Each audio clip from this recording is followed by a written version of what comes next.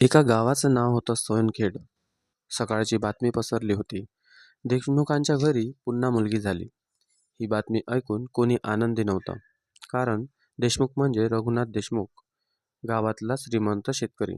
4 acre ऊस, 2 tractor, पण मनात अजूनही जुनावट विचारात अडकलेला. रुग्णालयात बसलेला रघुनाथ डॉक्टरकडेच पाहत राहिला. डॉक्टर म्हणाले, "अभिनंदन, मुलगी झाली आहे." आई आणि बाळ दोघेही ठणठणीत आहे. क्षणभर शांतता आणि मग रघुनाथचं तोंड वाकडं झालं. मुलगी? त्याच्या आवाजात आनंद नव्हता, राग होता. बायको सावित्री खाटेवर पडलेली, डोळ्यात पाणी, ओठांवर हसू, आणि तिच्यासाठी ते बाळ म्हणजे देवाचं वरदान होतं. ती हळूच म्हणाली, "नाव ठेवूया का? खूप गोड आहे रे." रघुनाथने पाठ फिरवली. "नाव वगैरे काही नाही. पहिल्या 2 मुलींचं काय केलं?" "आज कोण विचारतं त्यांना?" तो बाहेर निघून गेला. त्या छोट्याशा बाळाला पहिल्याच दिवशी कळलं नाही, पण तिचं आयुष्य आजच ठरवलं गेलं होतं. ती तिसरी मुलगी होती. मोठी सुमित्रा, मधली कावेरी आणि ही अनया. तिन्हीच्या कपड्यात फरक होता, तिन्हीच्या अन्नात फरक होता आणि सगळ्यात मोठा फरक वडिलांच्या वागण्यात. गावात कोणी काही विचारलं की रघुनाथ म्हणायचा, "मुली आहेत, दुसऱ्याच घरच्या." पण सावित्रीचं काळीज तुटायचं. अनया 5 वर्षाची झाली. शाळेत भरती करण्याची वेळ आली. सावित्री म्हणाली, "हिला पण शाळेत टाकूया, हुशार आहे." रघुनाथ हसला. "मुलगी शिकून काय करणार? उद्या परक्याच घरात जाणार आहे." त्या दिवशी अनयाचं भविष्य एका वाक्यात बंद केलं गेलं. तिला शाळेत नाही तर शेतात कामाला पाठवलं गेलं. पण नियती काही वेगळीच होती. अनया लहान होती. तिच्या डोळ्यात प्रश्न होते. ती वेगळी का? माझं काय चुकलं? ती आईजवळ येऊन विचारायची, "आई, बाबा माझ्यावर का रागावले आहेत?" सावित्रीकडे उत्तर नव्हतं, फक्त अश्रू होते. एक दिवस रघुनाथने गावात जाहीर केलं, "आता पोरे, या तिसऱ्या मुलीवर एकही रुपया खर्च करणार नाही."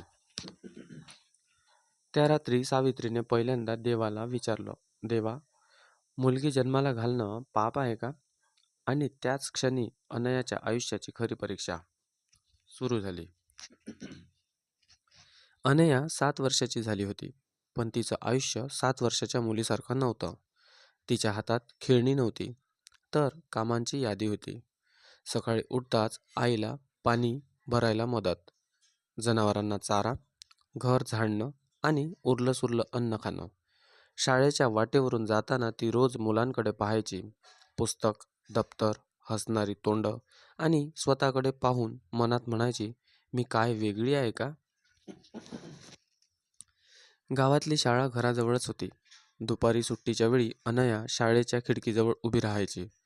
फळ्यावर लिहिलेली अक्षरं तिला समजत नव्हती, पण मन ओढ घेत होतं. एक दिवस शिक्षक माधव सर यांनी तिला पाहिलं. "ये बाळा, इथे का उभी आहेस?" ती घाबरून म्हणाली, "सर, फक्त ऐकायला." सर काही क्षण गप्प राहिले. त्यांना कळून चुकलं, ही मुलगी गरीब नाही, ती नाकारलेली आहे. त्या संध्याकाळी रघुनाथला सगळं कळलं. शाळेत काय काम? तो रागाने ओरडला. अनया काहीच बोलली नाही. क्षणात त्याचा हात उगारला. "मुलगी असून शाळेत जाण्याचं स्वप्न बघतेस?" आई सावित्री मध्ये पडली, पण तिलाही शब्दांचा मार बसला. "तूच हिला बिघडवतेस. मुलीला जास्त शिकवलं की डोक्यावर चढते." त्या दिवशी अनयाच्या मनात एक गोष्ट खोलवर रुतली. मौन म्हणजे कमजोरी नाही, तर सहन करण्याची ताकद असते. रात्री सावित्रीने अनयाला कुशीत घेतलं. "आई, मी चुकीचं केलं का?" सावित्री डोळे पुसत म्हणाली, "नाही ग, काही स्वप्न गुपचूप जपावी लागतात." दुसऱ्या दिवशी तिने लपून माधव सरांना भेटले. "सर, हिला शाळेत नाही टाकता येणार, पण अक्षर ओळख तरी शिकवा." सरांनी मान डोलावली. रात्री सगळे झोपल्यावर अनया जमिनीवर बसायची. काडीने मातीत अक्षर गिरवायची. अ, आ, ई. आई तिच्या जवळ बसूनच तिचं डोकं थोपटायची. त्या अंधारात एक भविष्य आकार घेत होतं.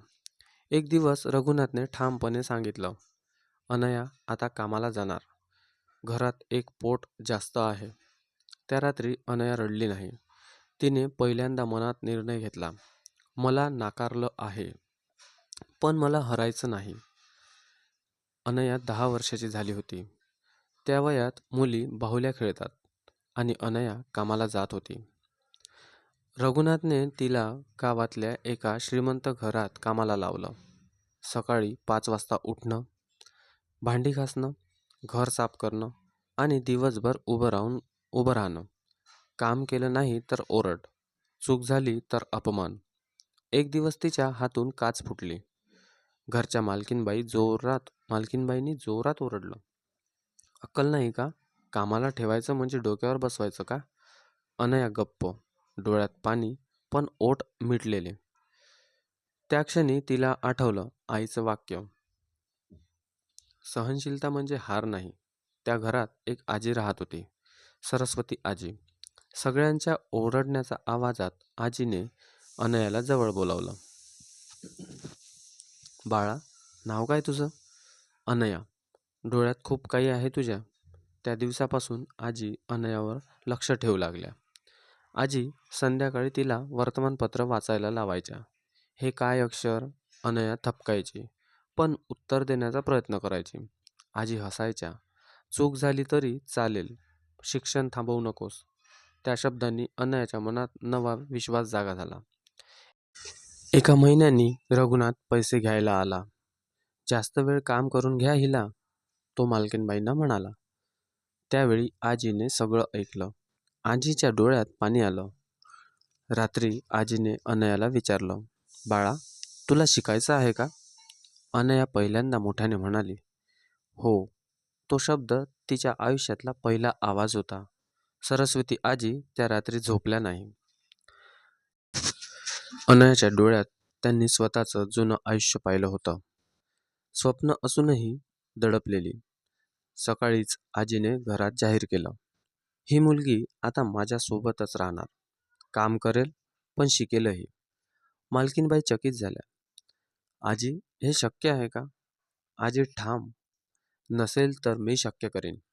रघुनाथला बातमी कळताच तो संतापून आजींच्या घरी पोहोचला. माझ्या मुलीवर तुम्ही अधिकार कसा काय घेतला? तो ओरडला. आजी शांतपणे म्हणाल्या, कारण तू तो अधिकार स्वतःच सोडला आहेस. त्या कारणाने रघुनाथ क्षणभर गप्प झाला. सावित्री पहिल्यांदा पुढे आली. ती माझी मुलगी आहे. तिला शिकायचं आहे. तिच्या आवाजात भीती होती, पण शांत शब्दामध्ये ठामपणा होता. रघुनाथने तोंड फिरवलं. माझा काही संबंध नाही. अनया आजीसोबत राहायला लागली. सकाळी काम, दुपारी शाळा, रात्री अभ्यास. पहिल्यांदा तिच्या हातात पुस्तक होतं. ती अक्षर ओळखू लागली, वाक्य वाचू लागली. प्रत्येक शब्दांसोबत तिचा आत्मविश्वास वाढत होता. गावात चर्चा सुरू झाली. मुलीला डोक्यावर बसवलंय, परक्या घरची झाली की कळेल. रघुनाथच्या मनात अहंकार पेटला. त्याने आजींना धमकी दिली, तिला परत पाठवा, नाहीतर परिणाम भोगाल. आजीने उत्तर दिलं, तू बाप आहेस, पण मी माणूस आहेस. त्या रात्री अनया आजींच्या पायाशी बसून म्हणाली, मी मोठी होईन आणि सगळ्यांना उत्तर देईन आजी. आजी हसल्या. तो दिवस लांब नाही, वर्ष सरत गेली. अनया आता 20व्या वर्षात होती. पातळ देह, पण मनाने खूप मजबूत. सरस्वती आजींच्या आधारामुळे ती शिकली, पुढे गेली आणि नाव कमवलं. गावात पहिल्यांदा एका गरीब मुलीने शहरात शिक्षण पूर्ण केलं आणि नोकरी मिळवली. लोक कुजबुजायला लागले, तीच का रघुनाथची मुलगी? अनयाला शहरात एका सामाजिक संस्थेत नोकरी मिळाली. ती तिथे गरीब मुलांना शिकवत होती, आईवडिलांना समजावत होती आणि प्रत्येक मुलीला स्वतःला पाहत होती. सरस्वती आजींच्या डोळ्यात आज समाधान होतं. तू उत्तर दिलंस बाळा, शब्दाने नाही, आयुष्याने. एका दिवशी गावातून फोन आला. रघुनाथ आजारी होता. शेती गेली होती, पैसा संपला होता. ज्या लोकांसाठी तो मुलींना नाकारत होता, तेच लोक आज त्याच्याकडे पाठ फिरवत होते. आई सावित्री एकटी पडली होती. अनया गावात परत आली. ती दारात उभी होती आणि समोर कुमकुवत थकलेला रघुनाथ देशमुख. तो तिला ओळखू शकला नाही. बाबा. तो आवाज ऐकून त्याचे हात थरथरले. डोळ्यात पाणी. माझी चूक झाली. तो रडत म्हणाला. मुलगी म्हणून नाही, माणूस म्हणून तुला नाकारलं. अनयाने काहीच बोलली नाही. ती आत गेली. आईला मिठी मारली. अनयाने सगळ्यांसमोर सांगितलं, हा माझा बाप आहे. त्याने मला नाकारलं होतं, पण मी त्याला नाकारणार नाही. तिने त्यांना शहरात नेलं. उपचार केला. आधार दिला. सरस्वती आजींचं इकडे निधन झालं. त्यांच्या अंत्यसंस्कारात अनयाने एकच वाक्य म्हटलं, ज्यांनी रक्ताने नाही माणुसकीने नातं दिलं त्या माझ्या खऱ्या आजी. शेवटचा विचार. मुलगी परकी नसते, परके विचार असतात. ज्यांना नाकारलं जातं तेच उद्या आधार बनतात. जर कथा मनाला भिडली असेल तर लाईक करा, कमेंटमध्ये तुमचं मत सांगा आणि शेअर करा, कारण प्रत्येकाने ही कथा ऐकली पाहिजे. धन्यवाद.